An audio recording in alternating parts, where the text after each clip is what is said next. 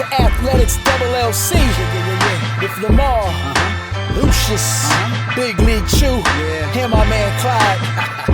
You're about to be schooled in all things track and field. This is experience. Yes, sir. We are talking past, present, future. Y'all listen up. Let's go. Hello, LLC land. We're back as if we never left. Here we are again. Welcome to another fun episode of Athletics LLC. Again, we have another guest with us. I can't get enough of him. Of course, I wanted to spend another hour with him in my day, so I'm excited. But let's introduce the other three tiles, and then we'll get to our special guest. Clyde, how are you today, sir? I barely made it, but I'm here. By the skin of your teeth. Love it. Well, thank you for making it a point to be on with us. Sir Lucious, it looks like you're in a different setting as well. Yeah, I'm out of mind as always, but I'm doing well. I'm just trying to keep my job. That's all. Okay. Well, Okay. Good luck with that. I hope we Thank you. I works out for appreciate that. You know, I don't Yeah. work very hard, so I need to work a little harder. Sheesh. Lamar, no pizza huffins. That's weird. Haven't we been no pizza before? I have on that shirt. No Okay. pizza in Utah. That's why I'm. I still don't get it. In Utah. You have to see if you watch the Last Dance. There's a whole section about the MJ flu game. He didn't really have the flu. He was food poisoning from some pizza that he ordered, and 3 goons showed up at the door to deliver the pizza. And this is the crazy part. That fool ate it. That's the part I don't get. Suspect. Got it. Yeah, For Right. sure. Got it. Well, last but definitely not least, we have the illustrious Mr. Darryl Anderson. How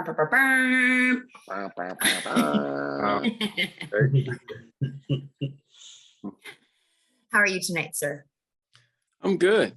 I'm glad to be, in you guys' company. We appreciate Joining the with tiles. your presence. We really appreciate that. We do truly appreciate your presence. Yeah. See what they say after the fact. I'll let you know tomorrow at work. I'm All just kidding. Hey, we got back-to-back weeks of TCU affiliated guests. That's a first. Yeah. I had to put on my new TCU. Don Drummond last week. hat. I see that. So you had JD on there, huh? Yeah. Well, matter of fact, let me get it correct. You had what's it up there? Joe Drummond. Joe Drummond. Joe Drummond. If you come to the TCU track, there are banners of the all-time greats up at the track, right? His banner says Joe Drummond. And, Trust me, he pointed that out to us. it's He's like, I don't even know who that is. Like, I kid you not, I literally looked it up. I was like, wow, does he have like a brother or a twin? Like, I was so bad. That's how stupid I was. Somebody should probably fix that. I felt bad, he saw it before I did, because he came one day to the track, and just on his own, trying to shine his light, come on guys, see my little banner out here at the track. And it was Joe. And then he called me and I was like, I didn't know it said Joe because, I don't really look up there to see, I'm drumming. Leave it at that. Then I went out there and I said, wow, it's Joe. And I called our facilities people and they was like, well, those banners, it cost a lot of money. So, I don't think we're going to be able to change it anytime soon. Wow. Which is insane because if they spelled LaDainian Tomlinson's name wrong, they sure as hell would have fixed it. Oh, they're going to change that. So, which is much harder to spell. Yeah. Much harder. Yep. And I don't know how they got Joe out of John. Well, it's JONJOE. So I guess, but I felt bad about it. That's funny. We'll send our condolences to him for you. Yeah. All right, sir. Well, we've delivered some questions to you. We're going to go ahead and read the first. So the hypothetical is, you are now the president of track and field. Wow. Congratulations. What are 3 things that you would change? Well, first of all, what is the salary? It's 7 figures. He's resigning before he gets the job. This is not paying enough. It's got to be 7 figures because you have to be above reproach. We can't have another Liam Diak or any of these other nonsense. Have me embezzling money. Right. Okay. And you got to have complete autonomy, like the Supreme Court justices. So, like, you got to be above reproach. For me, that's a difficult question. I mean, I don't know. I mean, one of the things I would want to get fixed is the drug situation. So and on 2 fronts. One, the drug situation where, people not being available for their test. And then the other one, just trying to straighten out and have everybody on the same page. And as far as, drug testing, and if you fail the test and, now if you fail a test, you got, you disappealed and you go to this committee. And, I mean, it basically takes a year, I'm being a little facetious, but it takes about a, for the public to know somebody failed the test, and then, can I keep running until all the appeal process is done and da da da da da. I mean, to me, that really makes a joke out of our sport, and in some ways, I've heard people compare our sport to the World Wrestling Federation. I mean, so, which is never good, especially if you're in the sport. So that's one thing that I would really, how that gets fixed, that's a whole nother question. But, missing tests, when you miss a test, or if you miss 3 tests, it really puts a dark cloud over you as an athlete, because now people are looking at you like you were guilty and you did something, and you may not have done anything but push the stupid button and miss the test, which, I don't know how you can miss the test, because, I think we've all coached, Olympic level athletes that are in the testing program, and you basically put a time down, say, I'm only going to get tested from 6 o'clock to 8 o'clock. So, and I'm going to be at home at those times, and those times you be at home, so I don't understand, what the problem is with that. So that's something that's got to be fixed, and then making it sterner as far as the penalties, for people that abuse the system. So that's one thing that I would do. Another thing that I think would be important is tipping the scales as far as where the money goes, because I think the athletes get the bad end of the deal. You got people that wear suits and administrators making a whole lot of money, and then the athletes are proportionally making a small amount of the money. So I think somewhere in there that would need to be fixed or relooked at, and where the money's being distributed and who's getting it and how they're getting it and so on and so forth. Because when you look at Diamond League stuff, the pay for the Diamond League is the same as it was when it was the Grand Prix. Right. I mean, how can that be? So those are things that I would really, really dive into, first and foremost. And then the other thing, I would look at my marketing department, because I think from a marketing standpoint, the sport is not marketed in a way to really maximize the value of the sport.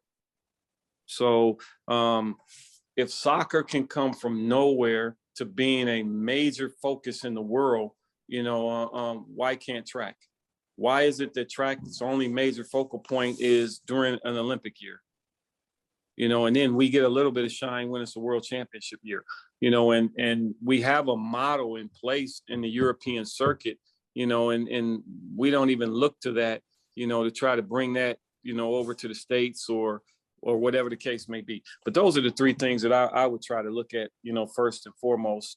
A marketing team that could really market the sport, and trying to do something about the drug situation in the world of our sport, and then, going from there. Can I jump? Go ahead, please. Go ahead. Go ahead. You've had some conversations with me about what about the false start rule? I don't have a problem with the false start rule because, I mean, we both have been in the era when everybody in the field had a false start and you didn't get put out until your second false start. And then it changed to where it was one false start to the field and then the next false start is out.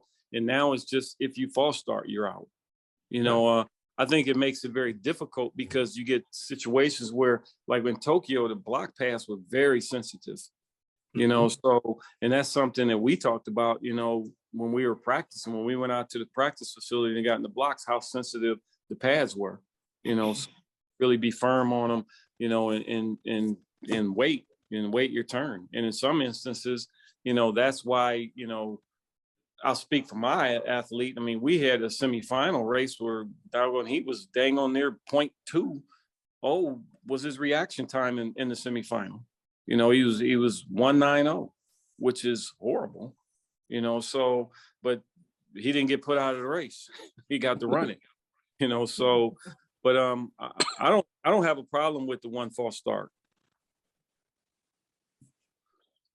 I just wanted to jump in really, really quick on what DA said about the marketing of the sport.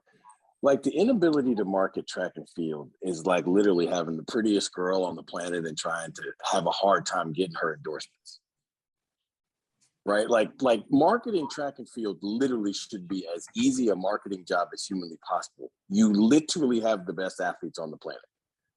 Like you got the fastest guy, you got the one with the and fastest girl, and the ones with the most endurance, and probably the greatest strength to weight ratio people. Like you have literally the best athletes on the planet. This should not be difficult to market. Like a freshman person in any business school probably should be able to do this at a high level. I mean, from embarrassing standpoint, you got in college now, and I say this because me and Chu were just in a name, image, and likeness meeting just recently. But you look at the kid, you know, the high school kid that got a 7-figure endorsement, and he left high school early to go play college football, and he's not gonna play, you know, anytime soon. But somebody paid him $1 million for name, image, and likeness. But then you look at a sport like track and field, and we can't market it, which it's crazy. All right. Well, now let's get a little bit more of a realistic personal question for you. Oh, God. Not personal, but one that applies to you more. Okay. You developed more sub 650 guys than anyone in history, and they all came from different backgrounds. What do you think is the key to your success in the event? Well, I don't know about history because I'm not that good in history, but I've been fortunate. I am. Yeah. Okay. We ran the numbers. Yeah. I mean, I've been fortunate. We appreciate your humbleness, but no, you're the guy. So It's actually not close. exactly. No, I appreciate it. it's like 30% of the guys that ever run under 650. What was the question? How do you do this? How did they do it? How do you do No, it? How do you do it? Read the question again, please.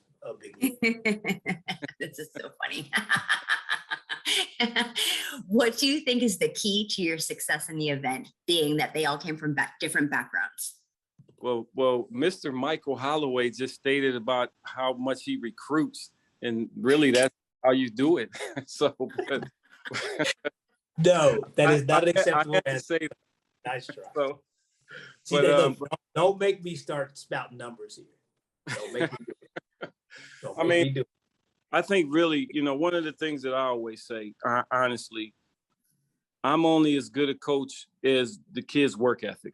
I mean, if you get a kid in there, and I think most coaches are this way, if kids work hard and they listen, then you got a chance. And the third element is just being patient, you know, so, and then just trying to understand, I mean, my philosophy on 60 meters is simple. The race is an easy race, which is made hard by 85% of the population running the race. There is no deceleration phase at 60 meters, but when you watch college 60 meters races, you see a lot of deceleration because guys are tight and forcing the effort, you know. So you run the race like it's the 100. And in the 100, when you ask your kids, what were you feeling at 60 meters? I guarantee you they're going to be like nothing. So, and that's literally what they should be feeling at 60 meters. And the kids that I've been fortunate enough to work with that can understand that and do that have been able to run fairly fast.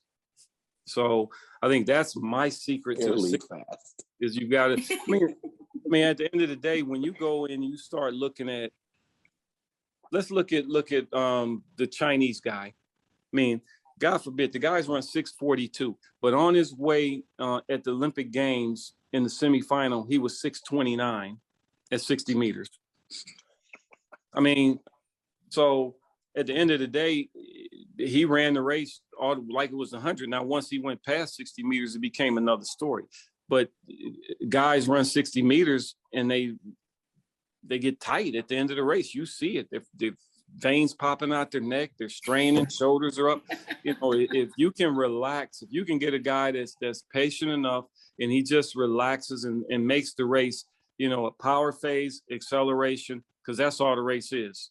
There is no maintenance phase at 60 meters. And when they start understanding that, you'll have a lot more guys run faster than 6'4", I think.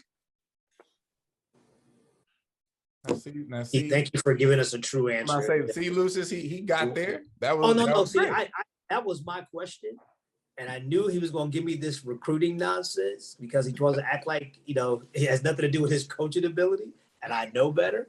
So thank you for being honest, Mr. Anderson. I appreciate you, dog. So DA, I got to slide one in here. I go rogue every now and then. I got to slide one in here for you. Seeing as how for the past significant amount of time, you're one of the coaches in the country that always has a person or two in the mix when it comes to USA track and field, making teams, relays, and whatnot. Some people believe that the people who go 1, 2, 3, 4 at nationals should be the relay team. Some people feel it's a more nuanced conversation. Where do you stand on that and why? I mean, well, I know I differ from, you know, a couple of people on the panel, you know, but you think you differ. You don't know that for sure. Well, I firmly believe, and it's just my opinion, that the first 4 guys in the 100 should be the relay. I mean, and now I understand it's a little bit different now where you got really good guys like Noah Lyles and Kenny, you know, whatever his last name is. I'm not gonna get Mr. Holloway started, you know, on that, but those guys could easily be on the relay also. Ben Derrick. I mean, no, you know, Kitty B, or Ninja Man. But you know, those guys could be relay. I mean, but I just firmly believe. How can I put this and be as respectful as possible? You don't have to be respectful. You don't have to be. No, let it go. I mean, you run the 200 because you can't run the 100, or you're better in the 200. You run the 400 because, you know, obviously you love to be able to run the 100, you know, just ask Fred Curley, you know, but, or ask Michael Norman or whoever the case may be. So, I mean, that's been always my philosophy. Now, I understand the argument that, you know, 200-meter guys at max velocity and, you know, once they get going, I hear all of that. But at the end of the day, you know, you take this year, the first 4 guys in the race ran under 990. You know, I don't even think it should have been an issue. Now, the issue came when Mr. Brumell got there and for whatever reason, he wasn't right. I understand that issue, but under normal circumstances, I just believe it should be the first 4 guys. You know, and then the other thing that I believe, and this is something that we argued about this weekend, you know, I just think it's not fair, you know, to the pool of guys to not know what they're doing until they get there. You know, I think the guys should know before they get on the plane, and then they have the option to say, I don't want that role, you know, and then you can move down the list and go from there. You know, the guys didn't know before they got on the plane? I mean, I don't know what they knew. I'm just saying it would be nice. No, they did this year. They did. Okay. All right. Didn't Ronnie know what he was going to do before he got there? Yeah, because we talked. So exactly. We knew everybody else had the conversation. Yeah. So I'm agreeing with you because I think that's always an issue. And you know, we have both been on those teams where the guy that got 7th in the 100 somehow got in the relay pool. Yeah. He's over there mad didn't get to run. Well, if you told him what run got there, that's something's problem. I've been in the situation where I had a guy who was 5th at World Champs and didn't run on the relay. He was 5th in the 100. And as a matter of fact, one of the guys that ran on the relay didn't make the final in Seville, and the other guy finished 7th in Seville. And both of them ran on the relay, and the guy I was coaching didn't run on the relay. You know, which the explanation was I don't even, to this day, I don't even know what the explanation was because there wasn't one. You know, and we stayed there waiting, you know, for the relay, and he never got to run.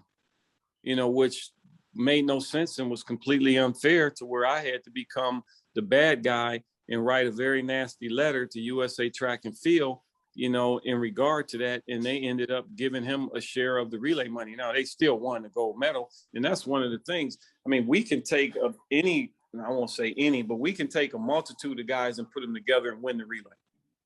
We've got that deep a pool of guys compared to the rest of the world, you know, where we can win the relay if we do our due diligence and have a camp and put some exchange work together, you know, and do those things. I mean, but my answer to that question is I think it should be the first 4 guys. Fair enough. And I happen to agree with you. So I'm not sure. Maybe it's the other 3 people on the panel that disagree with you. Okay. I think it's just true.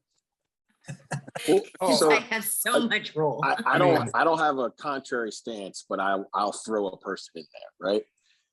What do you do? And I don't know that anybody's thinking of doing this, but what do you do with a guy like Grant Holloway, who's clearly fast enough to run the relay? He doesn't run the 100.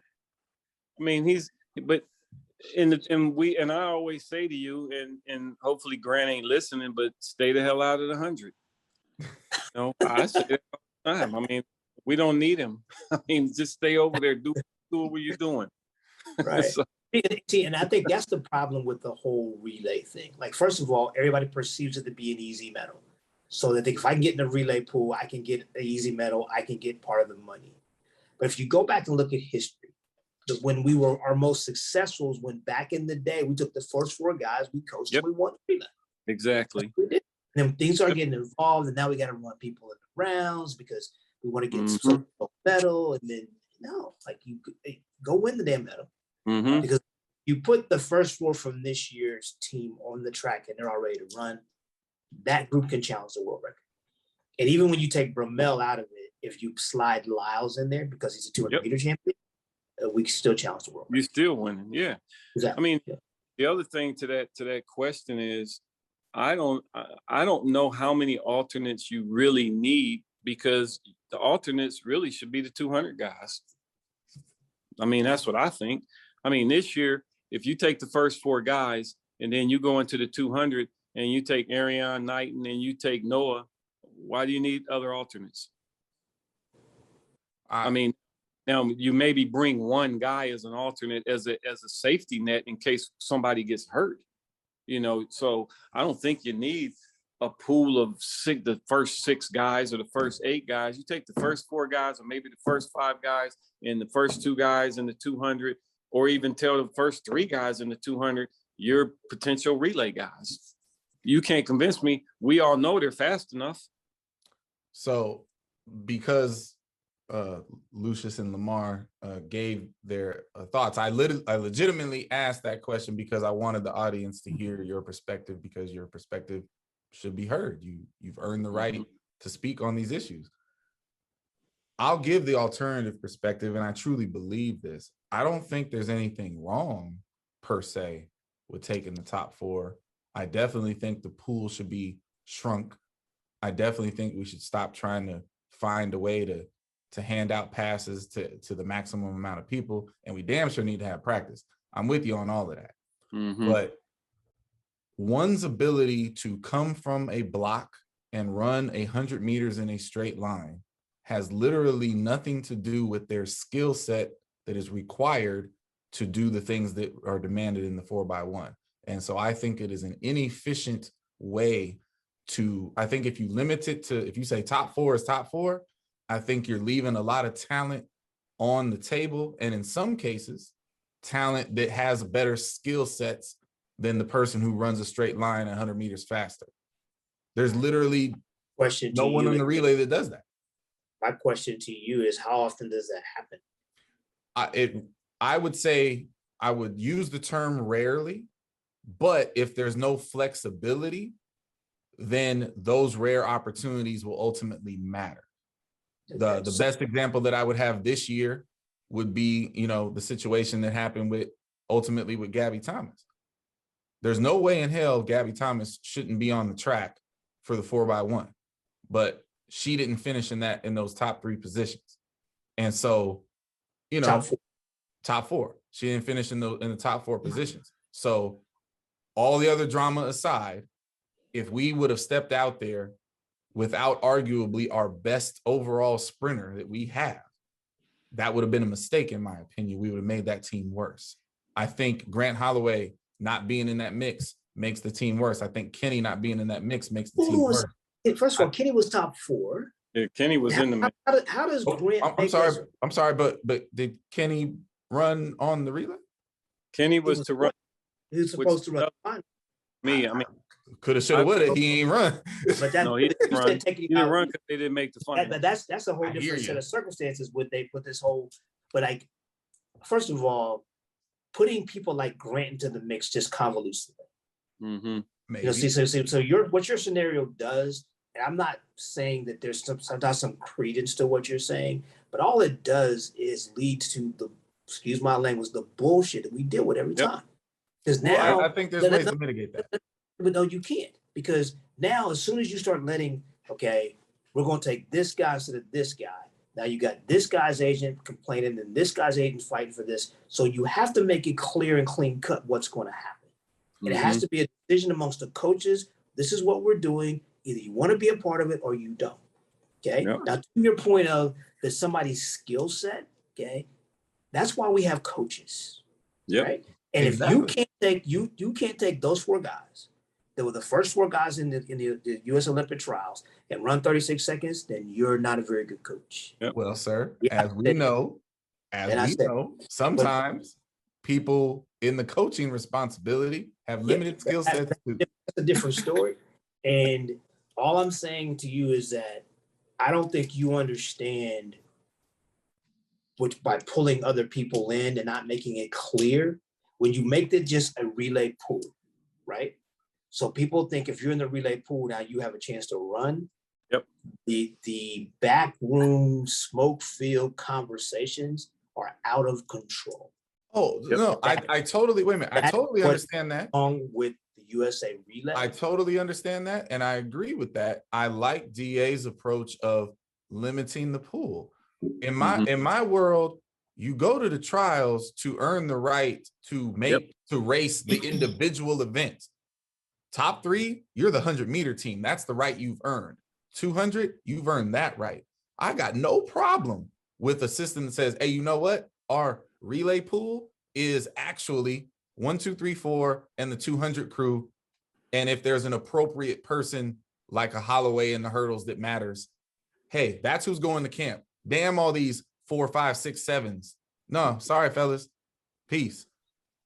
I'm cool with that. I know for a fact, because we all work in the collegiate system at some point. When's the last time that your number 1, 2, 3, 400 meter guys ended up being your 4x1? That rarely happens. Rarely does that happen because somebody doesn't have a skill set. Yeah, I don't know.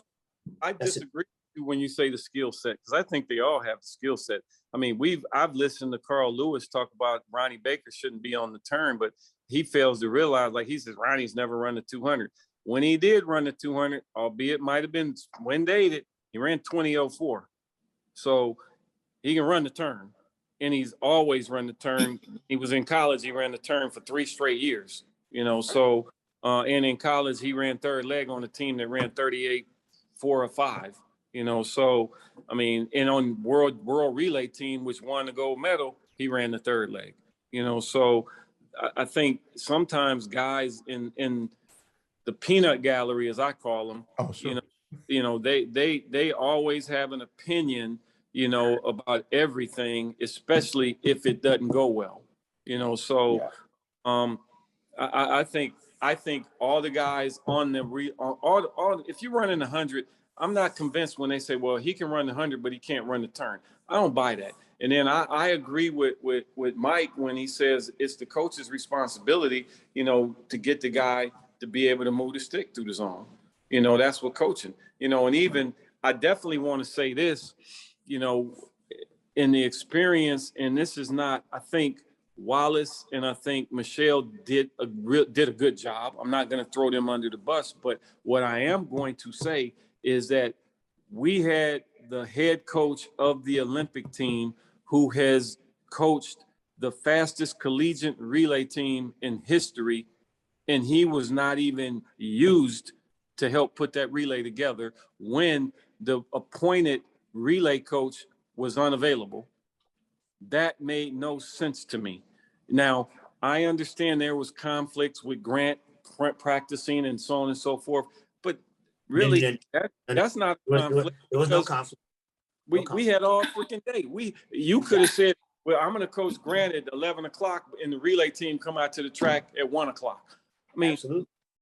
That could have worked. We do that in college, so I feel like what's the point of being the head coach of the Olympic team if you don't have the power to put people in certain positions, especially relays? And I'm just going to say this. I love Warren Richburg to death. And all I'm going to say in this matter, if you're the head coach of the Olympic team, why in the hell do you need a relay coach? I don't understand that. I don't understand that. Now, obviously, if the head coach is a distance coach, you're going to hire a sprint coach. Now, that sprint coach is going to be the freaking relay coach. I don't get it. And then I'm going to go on the record and say this because as college coaches working with people in the pros, it is constantly said, you can't coach pro athletes. And that's offensive. Yes, okay. And at the end of the day, I go on the record and say, I think college coaches coach as good as any pro coach, any one of them, because every college coach, well, not every college coach, but the predominant amount of college coaches, you can say that somewhere in their lineage, they have coached a kid, started out at 10.5 and got them to 10 flat. All right. Or got them. I get all the time, if Baker was with a pro coach, he would be this and he would be that. Okay. But all I know is he's 983 and he's the 5th or 6th fastest American. Okay. So explain to me who would do a better job with him than I did when he started at 10.5. He ran 10.57 in high school. Okay. He ran 10.57 in high school. He's run 983. I would put that improvement against any coach in the world on any guy they've ever coached, because that's a big old improvement. Now you see that we got a drop the mic moment from DA. See, look at that. I'm a fan. Can I just? I want to stick something in here to DA's point, because I don't know if I would have been in the camp of the first 4 guys before this conversation, but I will say this, having been on quite a few teams, I think the only person I can think of that wasn't in the top 4 at the 100 at the trials that I think we would all agree probably at some point in time should have been on a US 4x1 is Terrence Trammell. And I think we only would agree with that because of what we all saw him do in a relay. Man, fast. We all saw him destroy every single human being on the planet at Boise State. Yeah. Right. But other than that one person, I'll be honest, I don't know that I could think of somebody that hasn't finished in the top 4 trials. Even in that case, so who was Terrence taking off the relay when he made the Olympic team? I'd have to. I don't know. Is that 2000? I don't remember when the Gatlin I don't and know. Was that 04? That would be the 04 team, right? Yeah. Who was on that team? Well, Gat, you know, on it. Gat, Maurice was- Green. Who were the other two? That's the part I'm Right. Who are the other two? Oh, 04, that would have been John's guys, Curtis Johnson and No, that was 2000. Drummond. That was 2000. No, that was 2000. That was 2000. 04. Okay. It was Gatlin, Maurice. You know, she was going to tell us here in a second. So Would have been Crawford. That's what we're waiting on. yeah, Crawford. Yeah. Yeah, because I feel like I got the name I'm pulling off. Because Gatlin won the final of the 100. Mhm. Crawford was in the final, and so was Maurice. Maurice was third. Green got the Crawford- bronze medal in that Crawford, race. Gatlin, and Maurice were three of the guys. I don't know Right. the fourth. I feel like I got the name I'm pulling off. I'm waiting for Chu to give me the name. Sean Crawford, Justin Gatlin, Kobe Miller. There you There go. you Kobe got to go. I'm taking Mhm. give me Tremel over Kobe Miller. And I don't think anybody would argue with that. I would Any because day. Kobe, because Tremel never he never beat Kobe in an individual race. So I'm not gonna put him on there because he ran a relay in Boise at the NCAA meet. Bingo. 120 meters on the fly. I'll take Tremel all day. When you got a guy that Kobe runs- Miller has run sub 20, sir. exactly. Oh, for sure. I know. For sure. I'm aware. He Okay, runs see, sub so 20 see, and he see, runs this sub is what I told. See, now you're being a fanboy, so like I'll let you have that. Yeah. You know, and I'm good with that. Yeah, But, yeah. look, And here's again, my- like I said, look, that's it. That's one Brad- guy. That my point is that's one guy in since And 88. I'm never gonna tell you that if in a pinch, like with Grant, if I need somebody, I'm gonna give Terrence a call. But this goes back to, okay, so we talk about how we pick up team. So if you go into the championships and you know that, okay, the top four guys from the 100 is your relay, the top guys from the 400 are your 4x4, then you have parameters set. But if you don't set parameters and you have this nonsense, this lobbying, you know, and so like you got to figure it out because Rod Benjamin is always going to be on the 4x4. So you better write the not rules. in that example.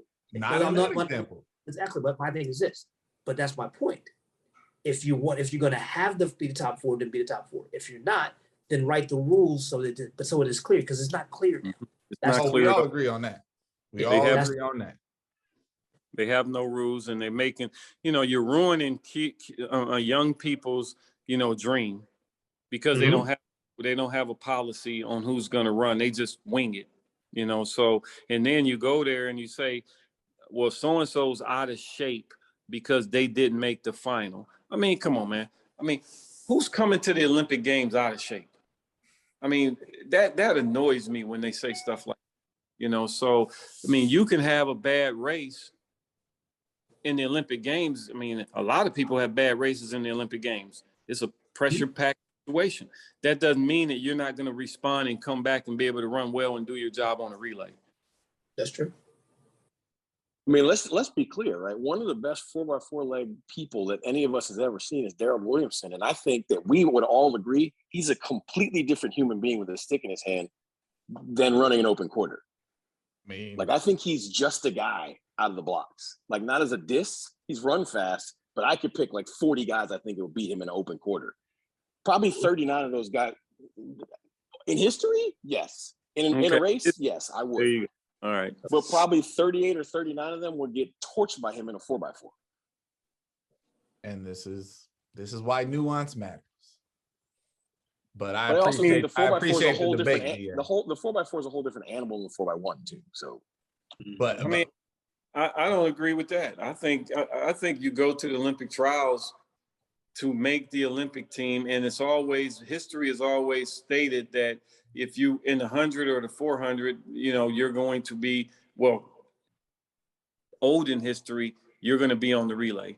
New history, somebody else makes the decision whether you run on the relay, and we hold our card to see how they do through the rounds. I think we all agree that the process and how it gets ultimately decided is totally ass backwards. Right. But I'm sorry, I am totally jumping off the ship if the hard line is drawn and you're telling me that Rye Benjamin, Athing Mo, Sidney McLaughlin can't run 4x4s anymore. because they didn't come in top 4 in the 400. I mean, I'm off the ship. I'm jumping out. No parachute. Well, here's the out. thing. Here's the thing. They have an opportunity to run because they will be in the relay pool because they're on the relay team. They're in Tokyo and they're in the 400. I mean, but you said that you believe 1, 2, 3, 4 in the 400 should be the team. That's the team, and those other people. Now, I like what Bobby Kersey said. You know, if you tell him what the process is for her to run the 400 hurdles and have an opportunity to run in the mile relay, then he'll do it. But I'm a firm believer, if you go into that thing and you don't have a 400 time, I don't even come talk to me about you should be on the relay. You know, and like Bobby said, if there's a process, then Sydney will go run 48 seconds. That way, you know, she's going to be on the relay. I can live with that. But if you rock with the process. I mean, we're all on that page. Come up with a process. I mean, and then we're good to go. But the first 4 people have to have a great amount of consideration, you know, because to me, that's what you go to the Olympic trials for. Now, and you said that just gives you a spot on the 100 team. Okay, so let's take the 100 guys. Let's take this year. I mean, they didn't make the final, but let's say this year, Baker, Bromell, Kenny, and Curly, they made the team in the 100. 3 of them made the team in the 100, and they look you guys in the face and say, I ain't running the relay because I made the team 100. Now what? And I would say, no problem. We got people that can get this job done because we're going to go practice. No problem. I mean, now granted, the USA is very blessed from that status. We can take 2 teams to the Olympics and we can medal on the men's side. So or not at all. Women's but side. Yes, I understand. You're out of the talent pool 100%. 100%. Papa Petty strikes again. No, and just when we thought he was clear, he's in full effect. He is. I love it. At the day, guys, I just think that, you know, the whole thing comes down to creating a process that's clear and then sticking to it, because it was pretty clear going into Tokyo what the plan was. I mean, there were a lot of phone calls made, there was information shared, there was a list, there was what things were supposed to be done. And then we get to Tokyo and it all went awry when we lost the mixed relay. And all of a sudden, because we lost the mixed relay, the world came to an end. We lost the mixed relay because the rest of the world was over in Tokyo 10 days before we were. That process stuff right there. Exactly. And and we ran our 4s and 5s against their 1s and 2s. Yep. I mean, the other side, man, for me, I mean, relay camp, we should have all that stuff figured out before we get on the plane. Like now. Yeah. I mean, at the end of the day, you tell me, and I said this, I think you were there, Chuck, when I said this, you can go, no one wants to do anything a week after the trials. After the trials, the team is set. Everybody knows who's on the team. Give them 10 days off, give them 7 days off, whatever they want to do, and then you have a relay camp after that. Guys that want to go to Europe, you know, we make it easy. The Diamond League pays $10,000 you win. Give the 5 or 6 guys in the relay pool $10,000 and they come to camp for a week before we go to the meet. Then that way, worry about doing all this relay stuff, because here's the thing. Anyone sitting here, if you're running 100, do you want to be doing relay exchanges before you run the 100? No. But we do. In the USA, we do.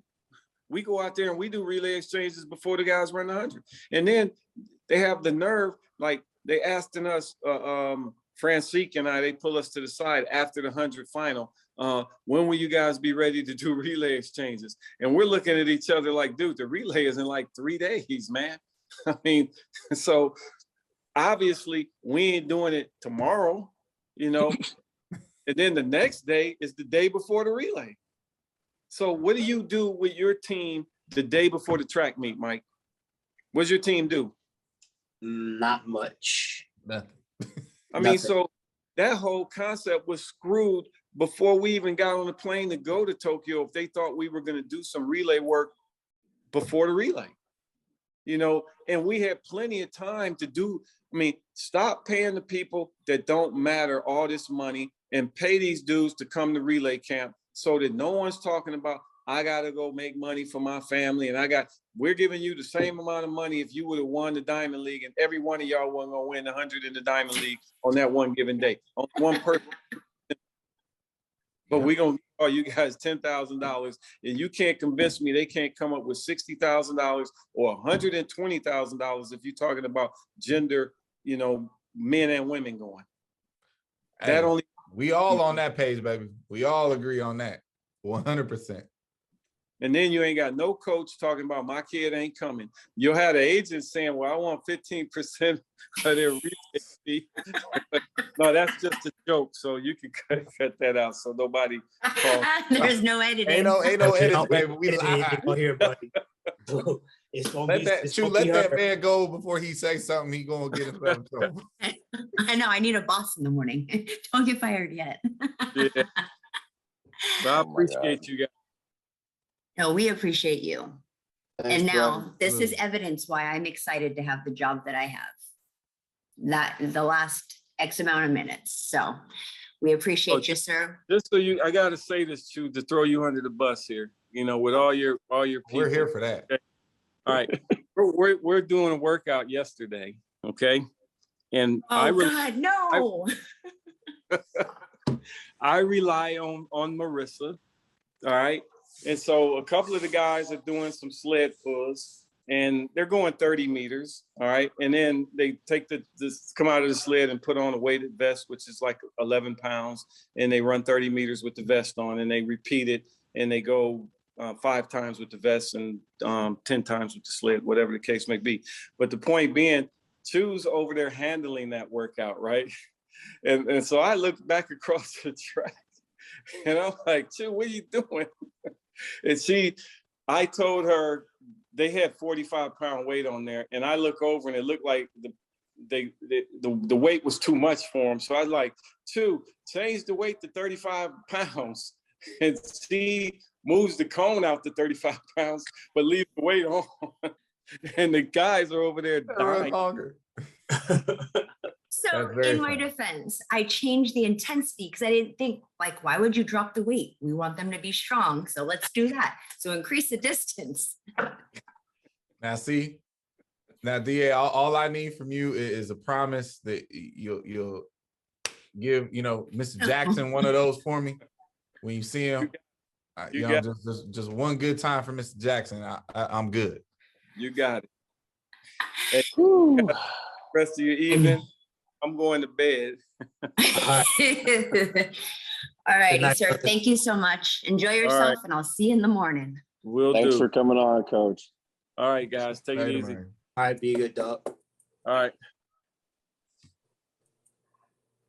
Love it. Man. That was hilarious. That was at least 5 times what we could have hoped for. Enjoy, America. That was the plan. Right. I know. We got a little bit of the less censored Mr. Anderson. Usually in public forum, he's a little more not more censored, I shouldn't say it like that, but less candid. He's more formal, I guess is the best way to say that. So that was fun. All right. So before I forget, Sir Lucious, there was a portion of Lamar's rapid fire that wasn't necessarily neglected, but wasn't reflected on in your response. So I'm going to give you the opportunity, and I'm going to frame the questions so we're very pinpointed on it. Who is the female athlete that you would want to work with if given the chance? I would say on the Myself Malone. And again, as Lamar said last week, not because she was poorly coached or anything like that, just because I had an opportunity to watch her work, and she's a young lady that came to practice every day and just got after it, and tremendous amount of passion what she did. And the other one, Jessica Beard. Wow, I never saw Jessica come to the smile on her face. That was always awesome to watch too. So I think those have been 2 people that I'd had a lot of fun coaching. So, and I apologize, ladies. I wasn't trying to be sexist or anything. Brain fart. Charge it to my age, not my heart. So That's funny because I don't know if I could have picked one for you. again, no disrespect to anybody who coached anybody or anything that happened, but I would have given you Marion Jones. Because I would love to see what. Because I'm not doing that. I'm not getting that with it. Without the juice, though. No, That's see, it. that's why I said, let's move along. Let's move along. Come on, Papa Petty. Damn. Oh goodness! You knew All he right, was well, going to go there. You knew well, he was. I mean, you could have said you was gonna give him Lance Armstrong, and I would have asked the same question. oh my gosh. Okay, let's let him let the lid off on a topic that we can definitely get behind. 2 words. John Gruden. Go. Ooh, me? Yeah, you. Anybody. Bro. All right, look. In the last 2 years, a great number of people in this country, both black, white, doesn't matter, have been truly forced to accept that there is legitimately, it's not a thing that's made up, there is legitimately what is known as white privilege. If you ever want to know what white privilege looks like, it's when you read any of the emails from John Gruden to the guy who runs the Washington football team and the cavalier nature with which he speaks about the guy that's in charge of the NFLPA, you name it, right? The commissioner, the president of the United States, any person in the LGBTQ community, like every single possible group that he would deem that was below him, he spoke about adamantly, vehemently, in a denigrating fashion. Because, simply put, he was never going to get caught. There are no ramifications to this. I can say whatever I want. So it clearly tells you, based on the emails, he lied through his teeth pretty much every time he ever talked to a black coach, a black player, a black ref, a female that wasn't in his family. I don't know what that's like either. You name it, right? Like the one thing that John Gruden can never convince anybody of is that he is about inclusion or he is about diversity, right? Like somebody had the nerve to ask me the other day, like, did I think John Gruden was done? I was like, he better be. You shouldn't be able to hire John Gruden to work at 7-Eleven because he has literally burnt every bridge to the island, right? Like usually you torch things from your past, but America loves to forgive. There's nobody there to forgive him. Unless we only talk about privileged white people, like he torched everybody else over a 7-year span, folks. That's the part that, because at first, when it first came out, right, it was just emails from 2011 because the NFL was trying to give the Davis family the opportunity to quote unquote do the right thing. Didn't happen. So the New York Times continues to dig and they come up with 8 years of emails. These are given to Mr. Davis. And he takes almost 48 hours to finally force Mr. Gruden's hand. Like, let's be clear. If the hand wasn't forced, John Gruden is still coaching the Raiders, right? And one last thing, and I'm definitely going to give this floor to you three. It was, look, just like the Balco situation, it was by accident and happenstance. They stuck a net in the water to catch a fish this big that nobody likes, and they caught a great white, right? Like this was all part of a probe into the Washington football team to a guy that honestly most people already don't think is a good person. And they got John Gruden. But the truth is coming out with the rest of the emails. And that is where I would like to start. I saw this earlier in the day from a colleague of mine. Make no mistake about it. John Gruden was targeted here. Yes. And rightfully so. Okay. John Gruden is every ism that we have. Okay. Yes. Racism, sexism, homophobia, all wrapped into one. Obviously, the definition of white privilege, that was very well stated. But don't get it twisted. They put this out there, and I say they, I mean the people who leaked the information of the emails. They leaked it out there and was like, hey, bro, you might want to handle this. Oh, you're not going to handle it? Okay, we're just going to go ahead and handle it for you then. Here you go. And as we all sit here right now, ever since Friday of last week, please believe there's a whole bunch of people a lot bigger than John Gruden doing all they can to delete emails and texts and whatever else that they do. Because if you believe that over an investigation that spanned 8 to 10 years of information and emails, that John Gruden is the most important person caught up in this, you are completely fooling yourself. Like, you're literally delusional. So what do I feel about John Gruden? John Gruden's a clown. And he's fired, rightfully so.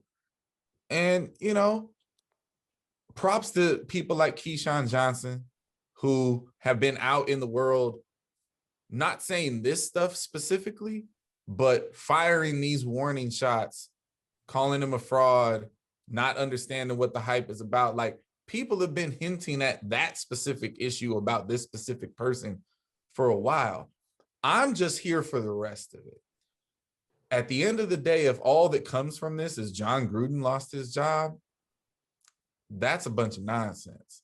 That's a whole lot of CYA. And would I be shocked at the NFL doing a whole bunch of CYA? No. But the NFL has been on this mission to control its own narrative and show that they are the sport of inclusion. We got slogans on the sidelines. We got, marketing campaigns aimed at every culture.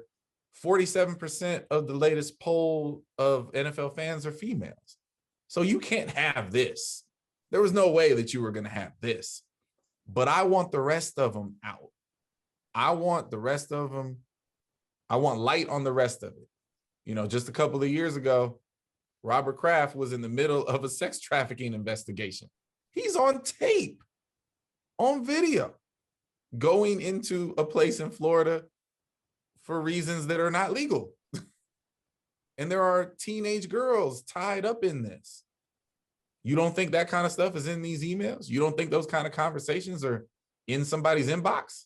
Of course they are. So I'm here for all of it. And when you have these type of people in powerful positions, making decisions over the lives and futures of people, they need to be exposed and they need to be fired. And yeah, John Gruden's done. If he ain't, whoever brings him back is going to be done. So whatever. I'm not going to give this a lot of time and effort because I got one for it's disgusting. And the fact that it took the Raiders so long to do something about it speaks to who they are. It speaks to what they're about. They're about winning, and they thought that that's what he was going to bring to them. I will say that I too want to see where this goes, and if Gruden shows up on somebody's television screen or in somebody's whatever, it again will speak to the privilege that you guys just spoken to.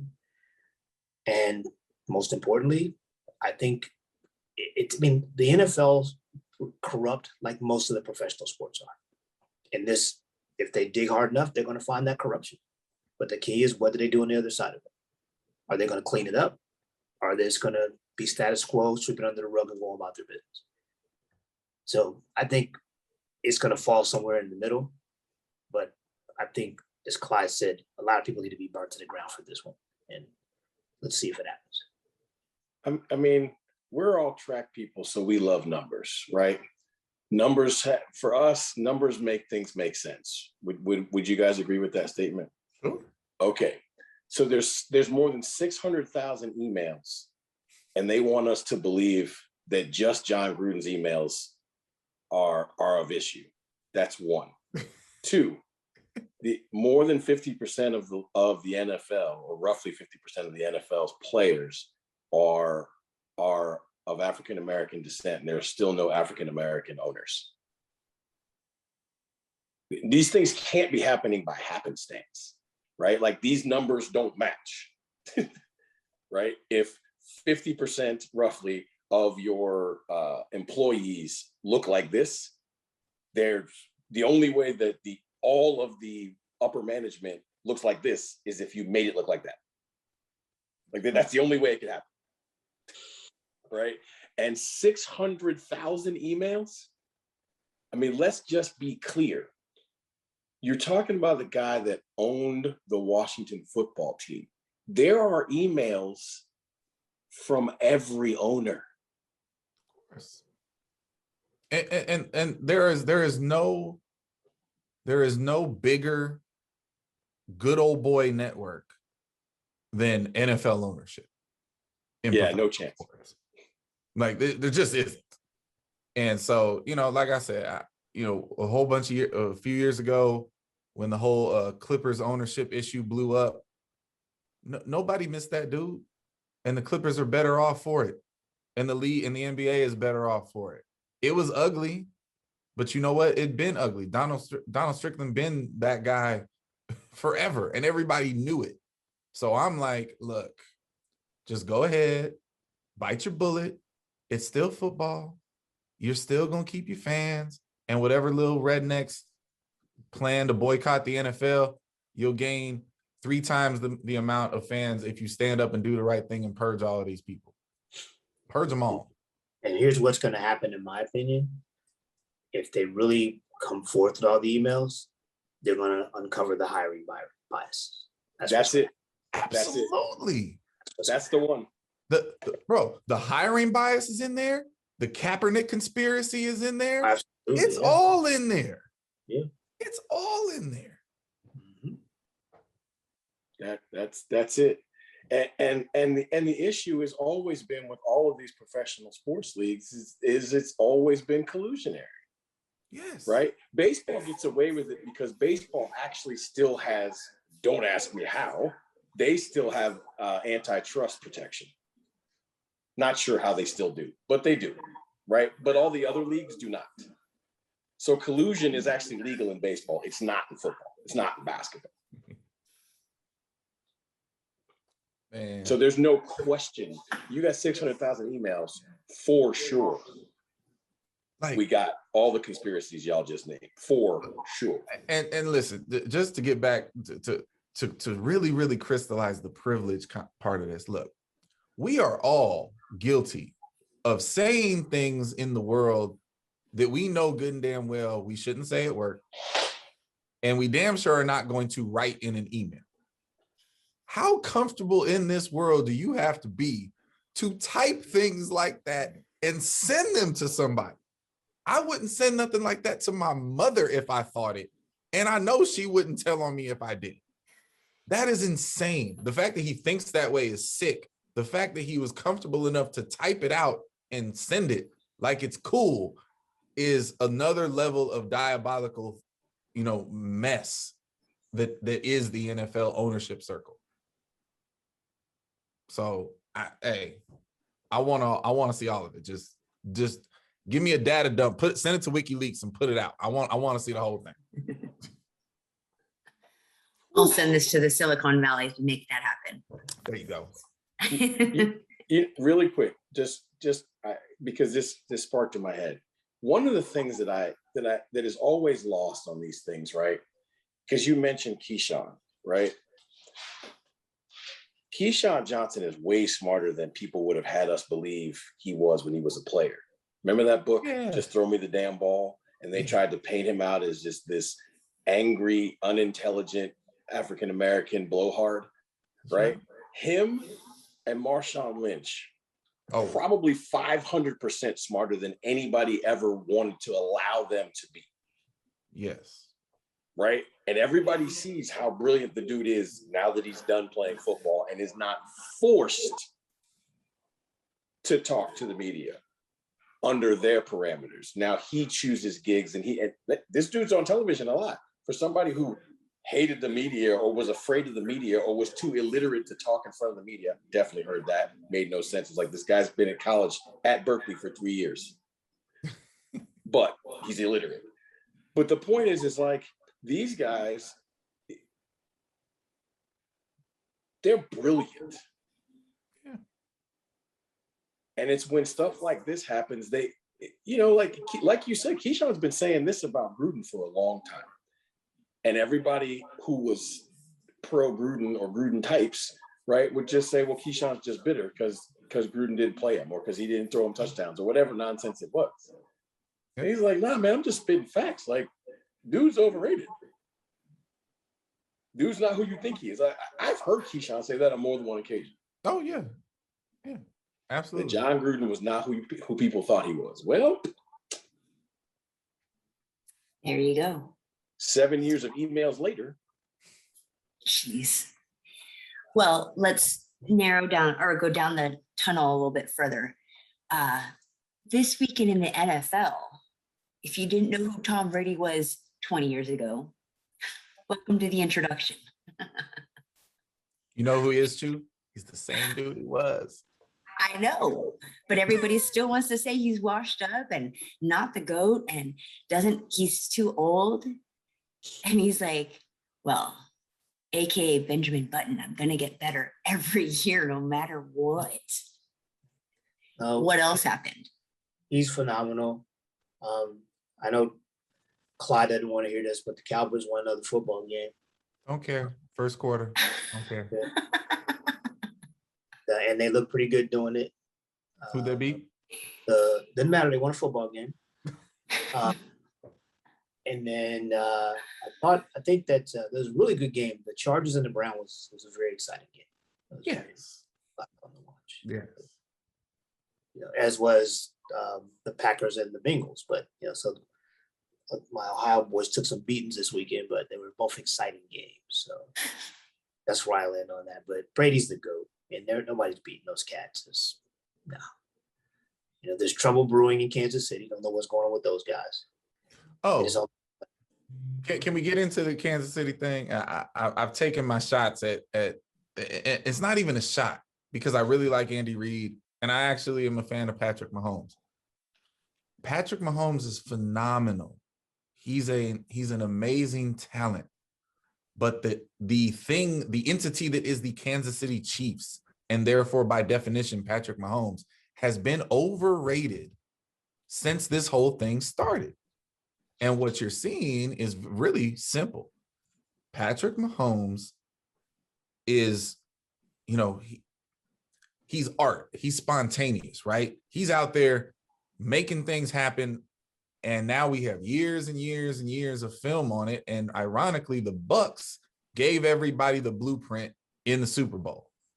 And now everybody's just rerunning that system. And Patrick Mahomes looks meh. Still spectacular, but not unbeatable.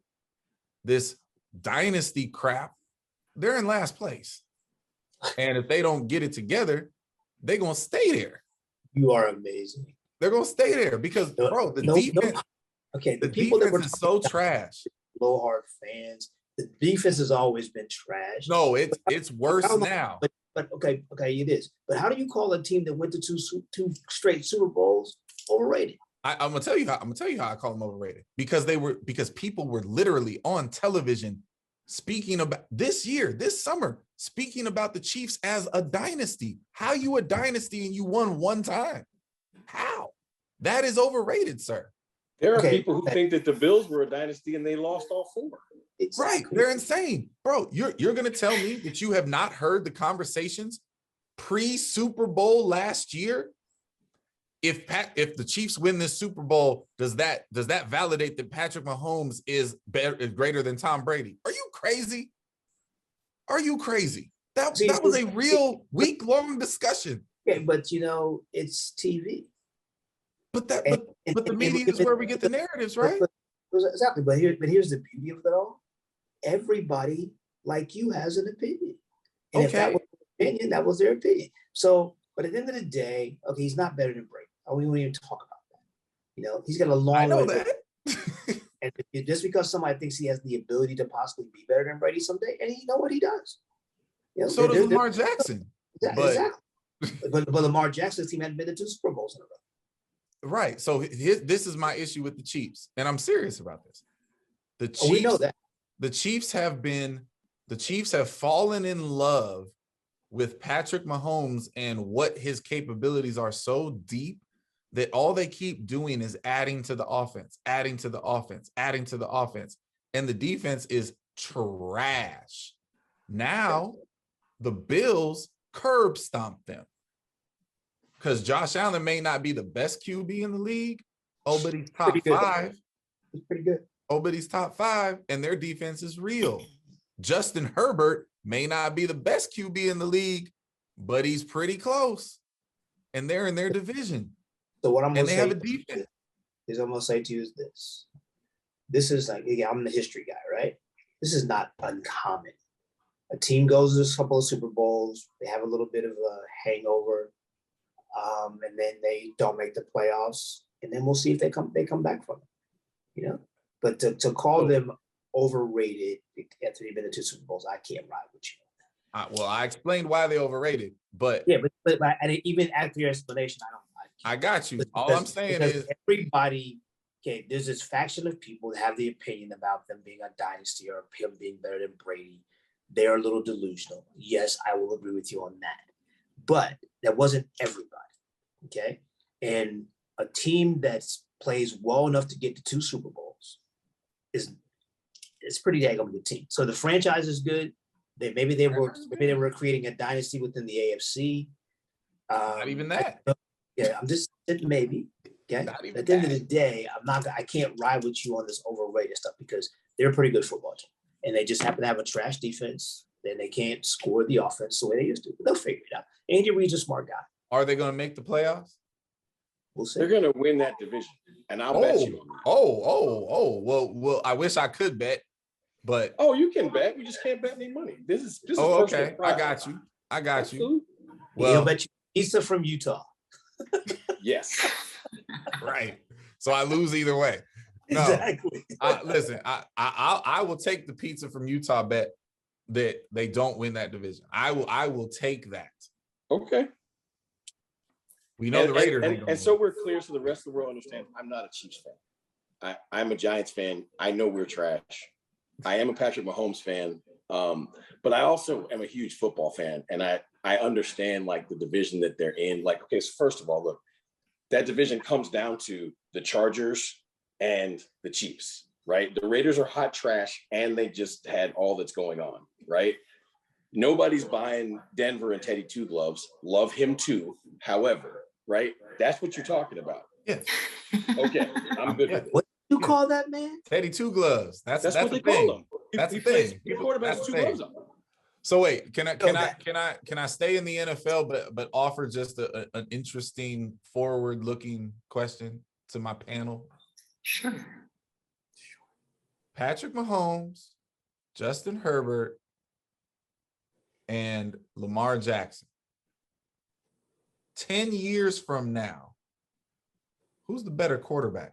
Patrick Mahomes. Patrick Mahomes. See, I'm going to say 10 years from now, assuming they all stay relatively healthy, I think Lamar Jackson and Justin Herbert will prove to be overall better quarterbacks than Patrick Mahomes. And the bad part is, as much as I respect your ability and your knowledge about football, you may have literally just proven to me that you're an idiot. That doesn't even make any sense. It makes a lot of sense to me. Okay, so you're talking about 10 years from now. So let's start with this, right? He's been to 2 Super Bowls already. So he's literally running an 80 and the other 2 are running 100. But sir, no, that's right? So wait a minute. That's why I phrased it the way that I phrased it. I'm just talking about the whatever you want to call it, the art of quarterbacking, the skill of quarterbacking. Like he's on the better team. He's on the better team. I'm not concerned with the team. You know, So are you implying that Mahomes is not as good a quarterback as people think he is? Because that's what I'm hearing. I just let me say it again. Oh, he's slowly. saying that. He's not implying. Patrick Mahomes has been deemed the greatest quarterback ever by football. Yeah, bro, I'll show you. Hold on a second. Okay. Stay in the room. Okay. I don't want to talk about what everybody else thinks. We're talking about what we think. Well, okay. Stay in the room. I think that Patrick Mahomes is an amazing talent. I think ultimately, you know, if he stays relatively healthy, I think he'll end up in the Hall of Fame someday.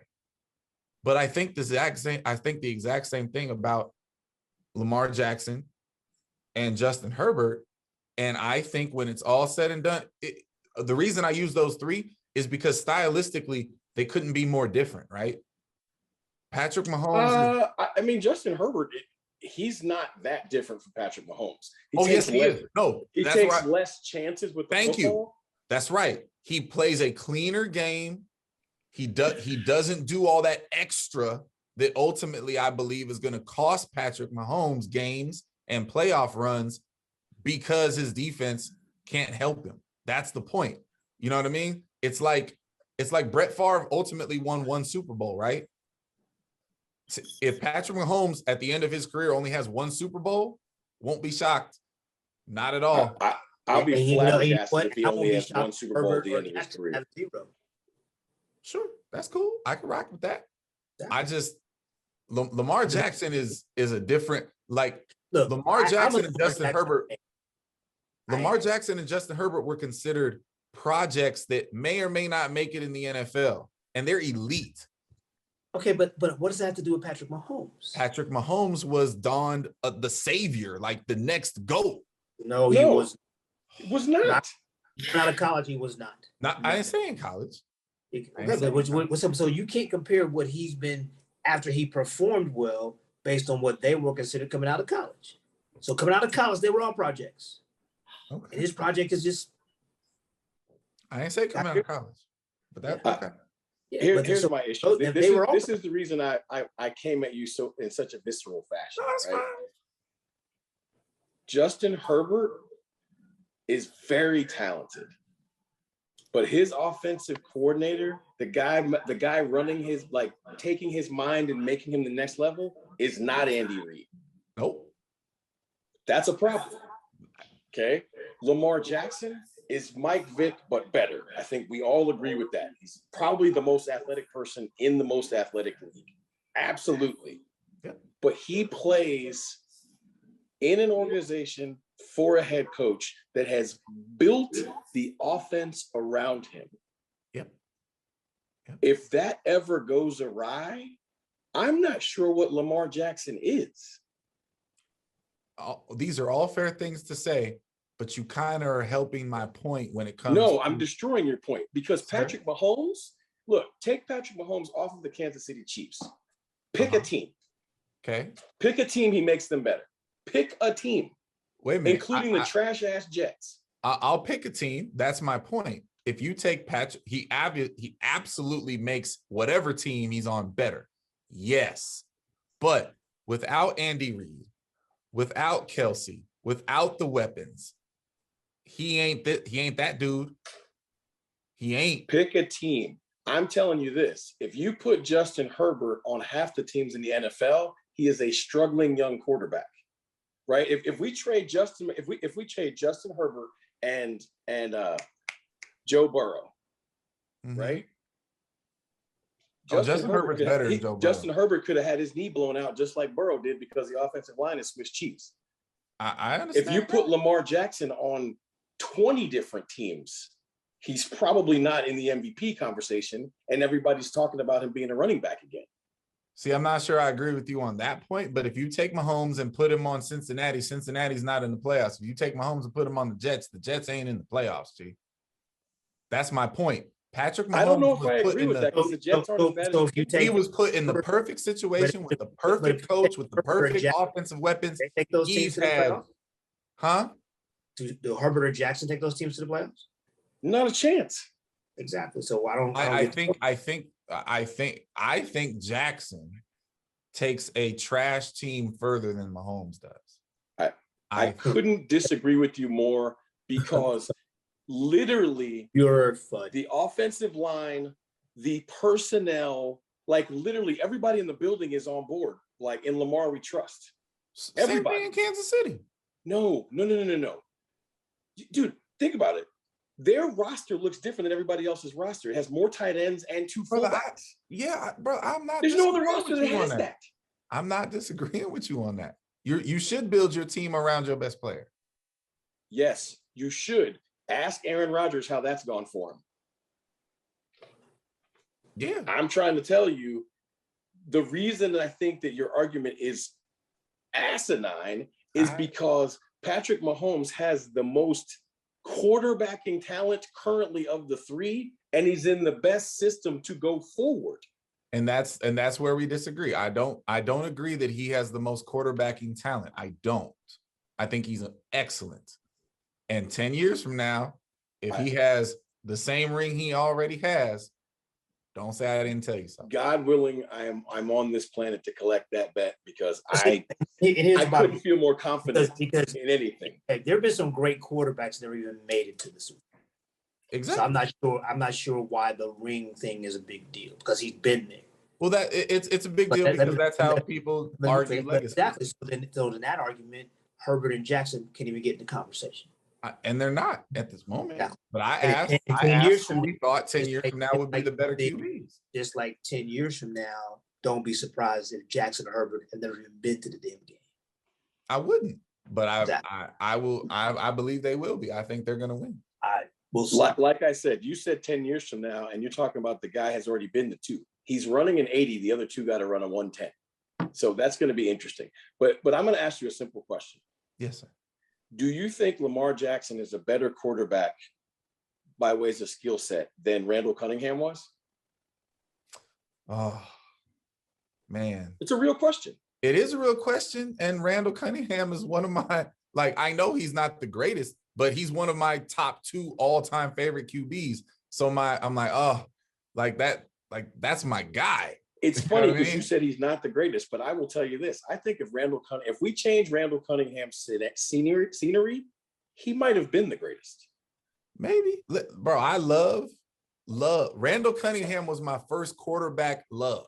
Okay. It was Randall Cunningham, Joe Montana, and then eventually Tom Brady. I get it. I think it. I want to answer your question honestly.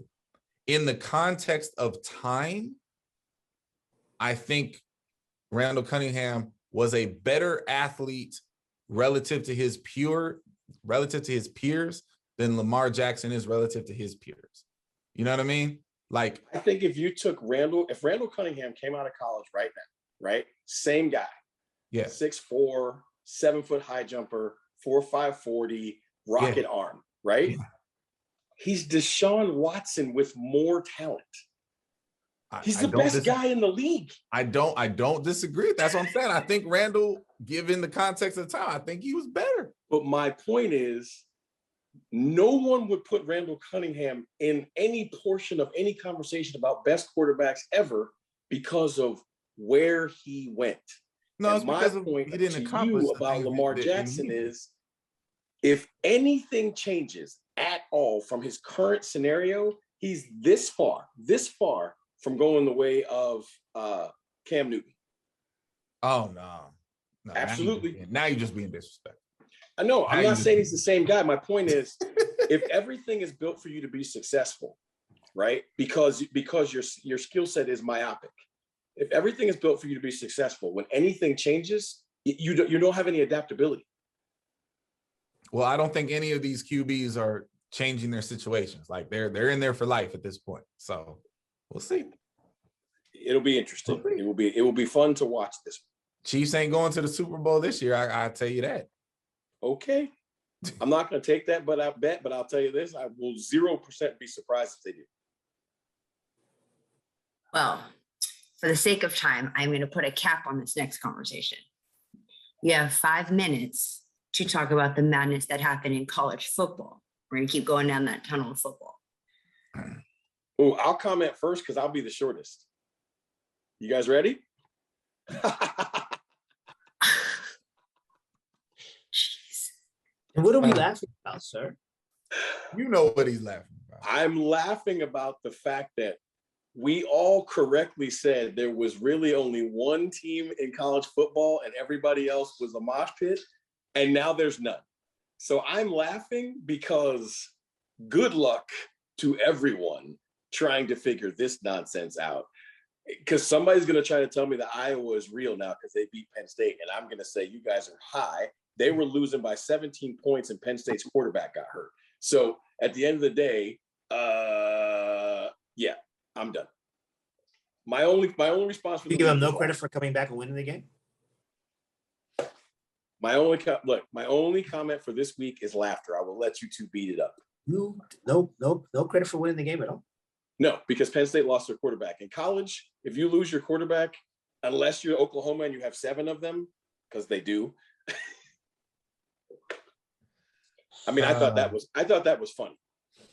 Spencer Rattler gets benched. Definitely an interesting weekend, and we'll see. Alabama's going to find a way to be around when it counts. You know, for sure. It's college athletics. It's college football. Upsets happen. No one saw that one coming. But I just find it interesting that Iowa did beat Penn State when you said Penn State was going to curb stop them. But quarterback. I mean, he's deflecting right now. That's why I'm laughing at myself as well. Right? Like at the end of the day, like this whole college football landscape is fugazi, man. Yeah, it's like nobody knows. At least now there's more than one 2-loss team in the top 25 now, so Clyde can get off of that one. So.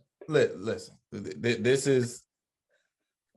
is a few takes from this last weekend. First of all, I hate Texas. This is like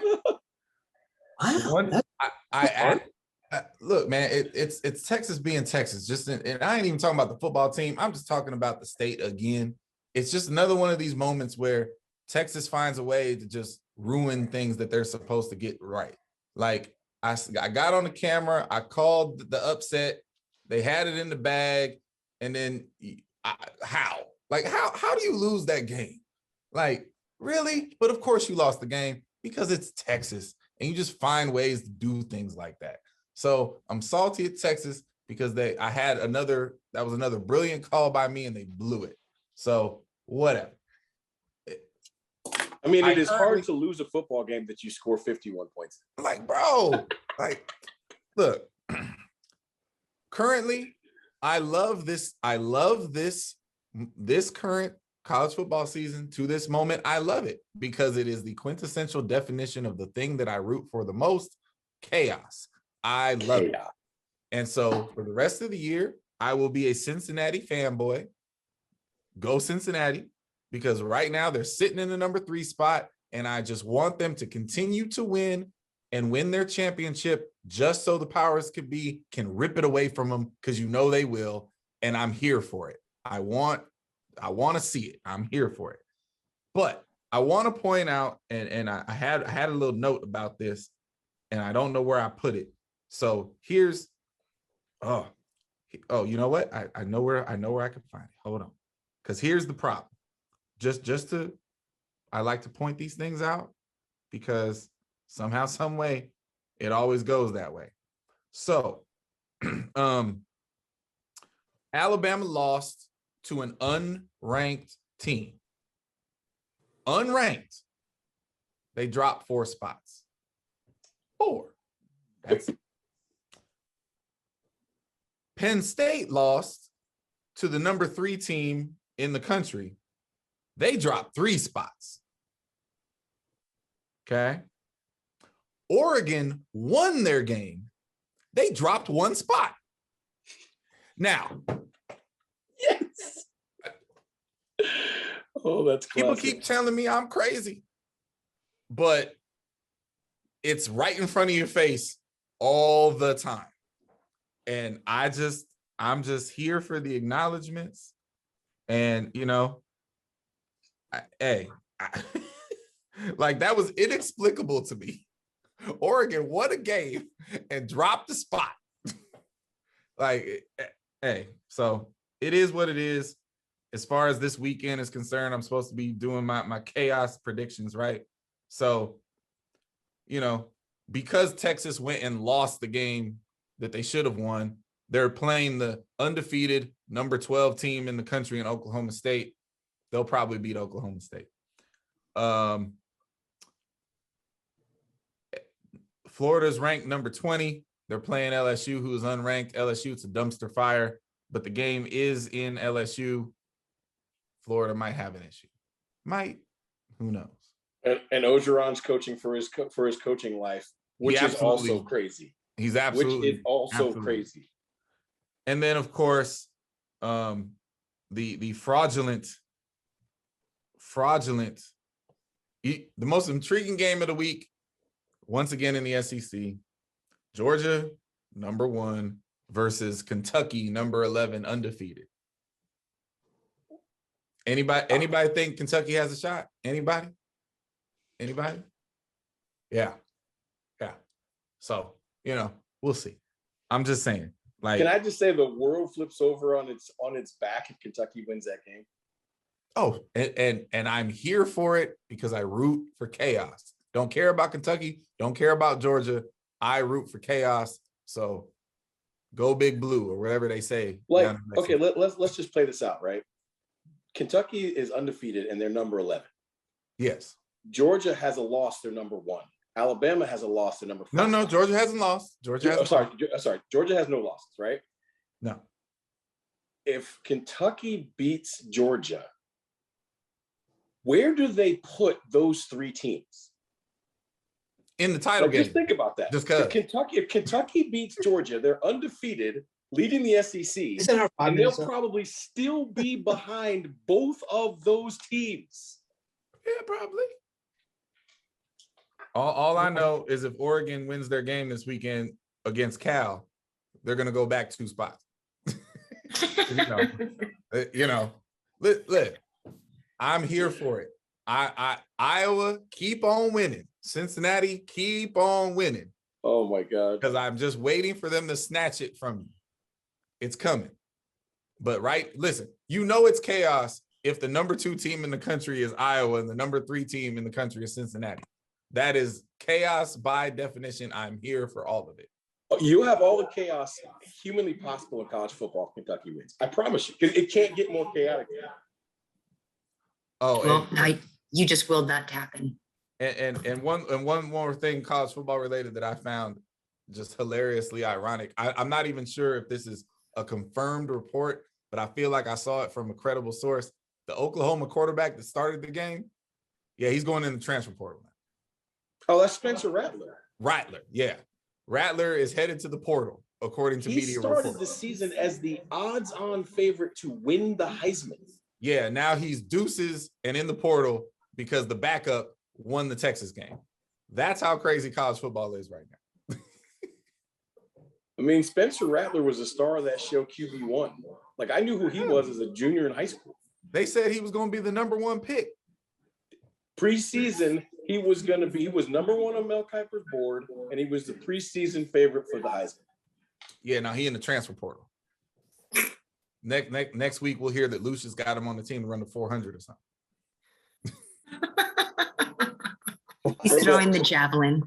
For books. There you go. The jab. He coming in. He gonna be the.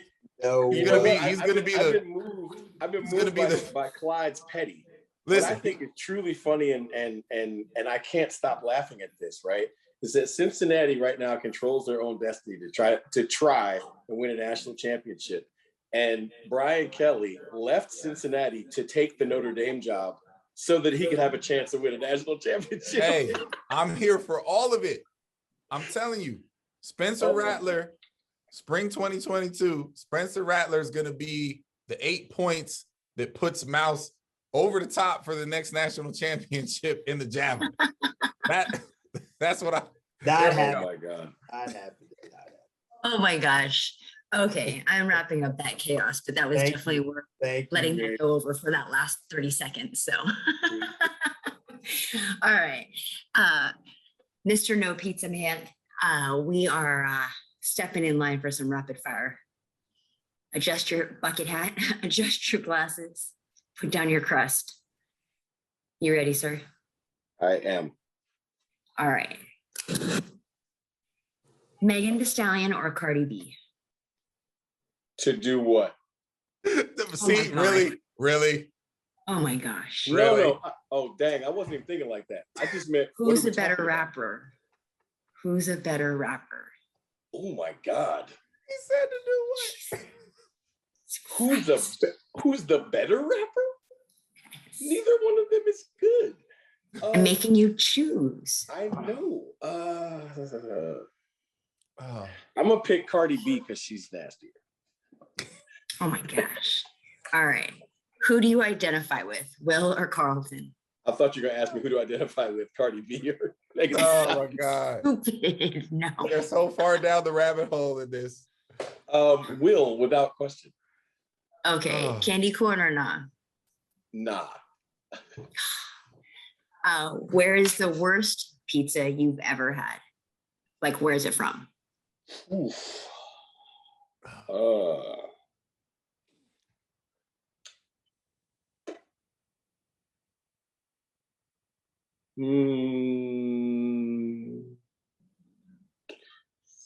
Tucson, Arizona.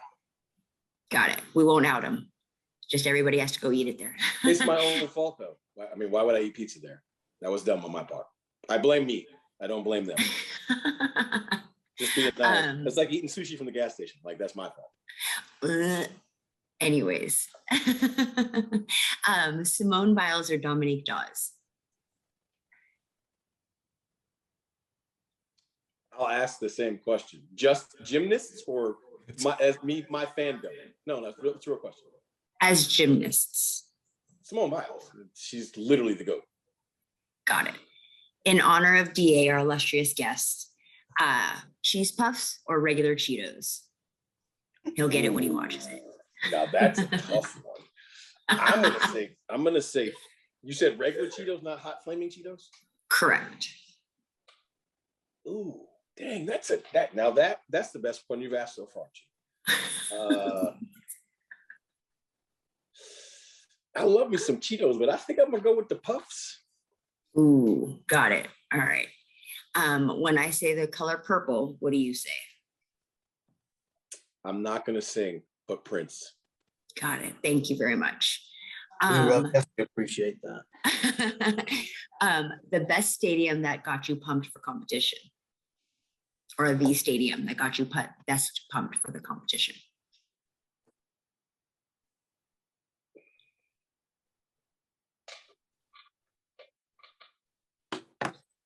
Oh, okay. Sorry. Easy one. Because it's not a stadium anymore. That's why I had to think about it. Atlanta 1906 during the Olympics. The trials, it was like an echo chamber. But during the Olympics, when there was 85,000 people there, yeah. And they were all pro-America, like outrageously pro-America. Yeah. Got it. So I was on short story. I was on the Jumbotron for my last attempt at the high jump. And somehow I was in the low pit, but I was the last guy going. And there was nothing else going on the track. I never called for the clap in the high jump before in my life. And I went like this one time. And then 84,000 people went. And my first thought was, A, I know I'm not going to miss. But B, man, is this boo going to be loud if I do? So I made it. We waste the good clap on you. Right, you can't waste the good clap, man. That's entertainment. If you waste it, you didn't deserve it. All right. Well, moving on to Sir Lucious and Clyde. Your question, sir. Sirs. I laughed all my questions out. Lucious going to have to go first. I don't. Oh, let's see.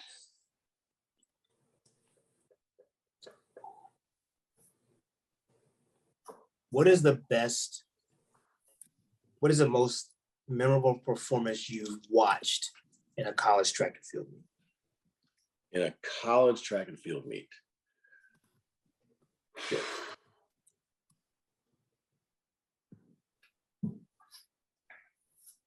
I've seen a lot of really good things in a college track and field meet.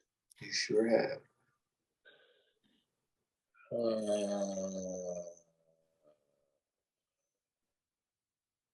Ashton Eaton breaking the world record in the heptathlon at the NCAA meet.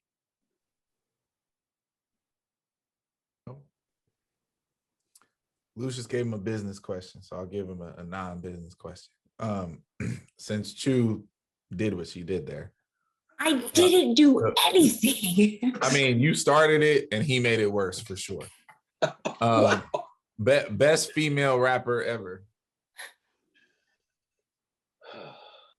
NYC. Best female rapper ever.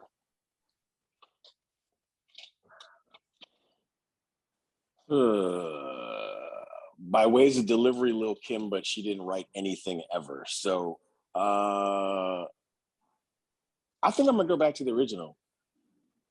LYTE MC Light. There you go. But I mean this, like by ways of delivery, Lil' Kim. Oh, I don't disagree. If she could have written, she'd have been the GOAT, hands down, end of story, but she couldn't.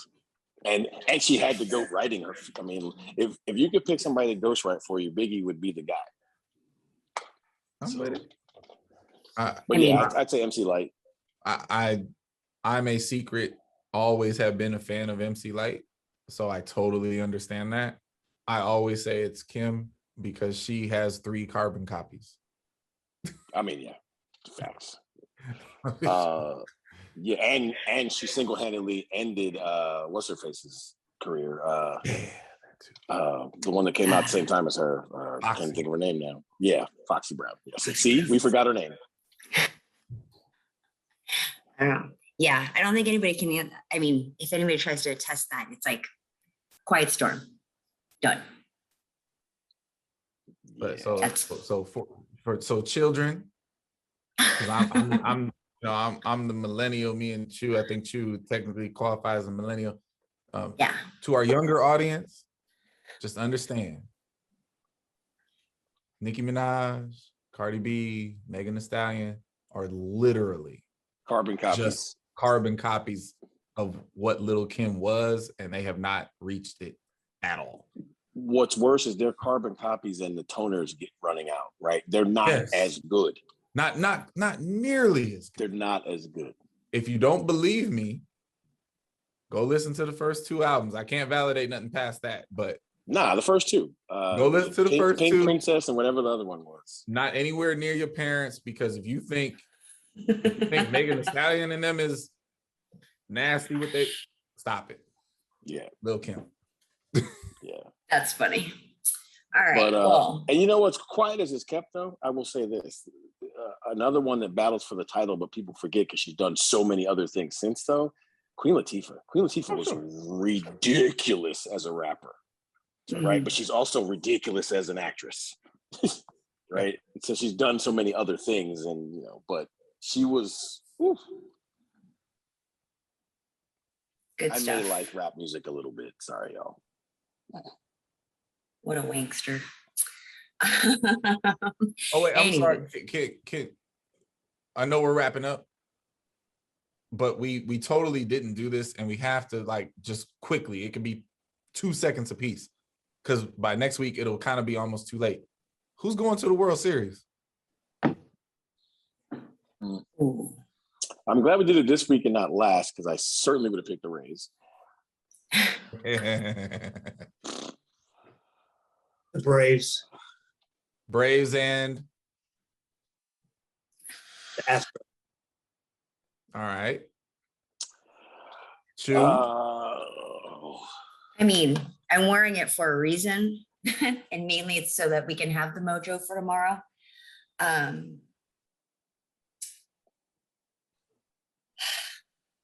Not confident saying anything out loud. I'll say it. Red Sox and Giants. I mean, that's what I want to say. I'm here for Red Sox versus Giants. That's what I'm on. I didn't say it out loud, so I'm not the jinx, so I'm good. I can agree to that. The sad part is that the Giants and the Dodgers can't play for the World Series because, let's be clear, right? Yeah. Both those teams have won 109 games this year. Yeah. I mean, their There's one division game series left between playoff the has been two of awesome. them, right? One of them is going to win 110 and go forward, and one's going to finish the season with 109, and that's just insane.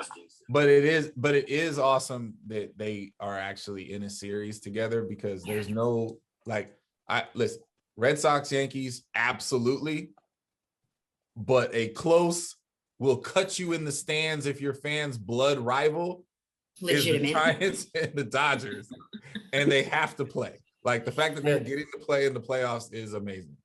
It is. Quietly as it's kept, and people, who love to do recency bias don't understand that the Giants-Dodgers rivalry is actually older than the Yankees-Red Sox rivalry. New York. Like, people forget that those two teams both played in New York, and that was at a time when Brooklyn hated Manhattan. Yes. Manhattan hated Brooklyn. So, yeah, for sure. Like, that rivalry is absolutely every bit as staunch as Yankees Red Sox. It's not as publicized, and there's an East Coast bias because of television, for sure. But how perfect is it that magically the relocations just so happen to be in two cities that hate each other also? Like the Bay and LA, like, no, like, they could have went anywhere else, but you just took them to the I hate y'all on the west side. The pinnacle. Right. I love it. That was a good question. All right, wrapping up with the heartbeat props. Just giving some love out while people are here to accept it. I am going to jump in line first. My heartbeat props go out to Cole Seward. He is a former multi-athlete that I was blessed to coach at Wabash. And he just was announced, it's been accepted for a little bit now, as the new assistant coach at IUPUI. I just think it's super awesome. I mean, there are a million reasons why, but he bet on himself. He left his teaching career to go for the collegiate coaching career and to focus on that. And anybody who has the gall to do that, I just bet on them because they bet on themselves. So I'm super proud of you. I know you're going to do well. Just keep it up. Very similar on the same lines. My heartbeat props go out to Zach Hop, because he's the definition of a grinder, right? Like, for those of you who don't know Zach, like, I've not seen very many people work as hard at their craft in relative anonymity than him. He's always in the room with people that other people know, right? He's always like, well, who's that guy? It's like, because, he's like in a room with Kaba, or he's in a room with Kaba and me and Jim Van Ottingen, or stuff like that. He's very brilliant. And, the coaching carousel continues, because now, the Blue Hens need a coach, and he's at Davidson. I forget what they are. They're the Fighting Steph Currys, as far as I'm concerned. But, look, Davidson just got a lot better. I'm going to just say it like that. Absolutely. Would you care to go, sir? Sure. I'm going to give this week's heartbeat props to one of my favorite all-time people, Mr. Stephen Pastor. Stephen had the misfortune of losing both of his parents earlier this year, within like a week and a half of each other. And to watch him survive that and continue to press on and further his career, continue to uplift people around him has been amazing. So just want to give my heartbeat props to Stephen. Love you, guy. Keep fighting, my man. Love you too, Steph, and everybody on this planet who knows me knows that Stephen Pastor is my favorite all-time. So I'm gonna cheat and keep it super short, because we've been doing the coaching carousel. Ronnie Harrison is officially my replacement at UC Berkeley. Righteous hire. Proud of that dude. Excited to see what he can do with that program. And I wish him and the Golden Bears nothing but success. Congratulations, my guy. But my true heartbeat props today are actually, everybody knows Ralph Mann, and everybody appreciates the work that he does, and rightfully so. But the person who is equally a part of that process that never gets any of the shine that they deserve is Amber Murphy. Amber is like the right hand. It's his daughter. She just got her finished her PhD. Amber is brilliant. Amber does all the grunt work that so many people don't pay enough respect to. And when the day comes that Ralph ultimately has to retire from his position with, the high performance team, if that job doesn't go to Amber Murphy, it will be a travesty. So Amber, congratulations on the PhD. Continue to do what you do. We all appreciate you. You are phenomenal. And it was my pleasure to see all of you this weekend, as always. Good stuff. Well, a little bit of a longer episode, and we did not anticipate that, but all good things that were delivered this week. I will say that. So without further ado, everyone have a great weekend, whenever you happen to be watching this. And we will do this again in a few days. Thanks, everyone. Have a good night.